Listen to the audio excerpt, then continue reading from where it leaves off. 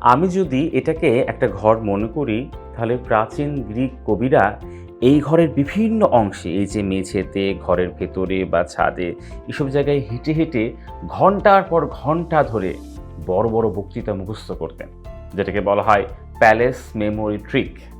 এবং এই ট্রিকটা অ্যাপ্লাই করে কিন্তু আপনিও আপনার সন্তানের স্মরণশক্তি বাড়িয়ে দিতে পারেন বহুগুণে। এই ইন্টারেস্টিং বিষয়টা নিয়ে আমি এখন কথা বলবো।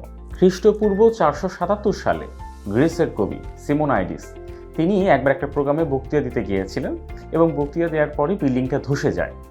এবং এইভাবে ধসে যায় যে কেউ কাউকে চিনতেই পারছিল না, এমনকি কে কোন পোশাক পরেছিল, কে কোথায় ছিল, কিছুই আর কারো মনে নেই। কিন্তু সেই কবি লক্ষ্য করলেন যে তার সমস্ত স্মৃতি মনে আছে।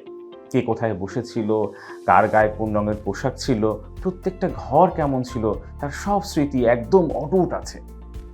এবং তখন তিনি বুঝলেন যে আমাদের মস্তিষ্ক একই সাথে স্থান এবং ছবি এই দুটো মনে রাখতে খুব বেশি পছন্দ করে। এবং পরবর্তীতে নিউরোসায়েন্স কিন্তু বলে যে কেউ যদি স্থান এবং ছবির সাথে ঘটনাকে মনে রাখে, তাহলে কিন্তু তার স্মরণশক্তি বেড়ে যায় প্রায় 50 থেকে 70%। এবং এই ইন্টারেস্টিং বিষয়টা কিন্তু আপনি আপনার সন্তানের সাথে লেখাপড়ার ক্ষেত্রেও অ্যাপ্লাই করতে পারেন। মনে করেন আপনার সন্তানকে কোনো একটা সাবজেক্টের 5টা টপিক মনে রাখতে হবে। তো আপনার সন্তানকে বলবেন যে বাবা আসো আমরা প্যালেস প্যালেস গেম খেলি।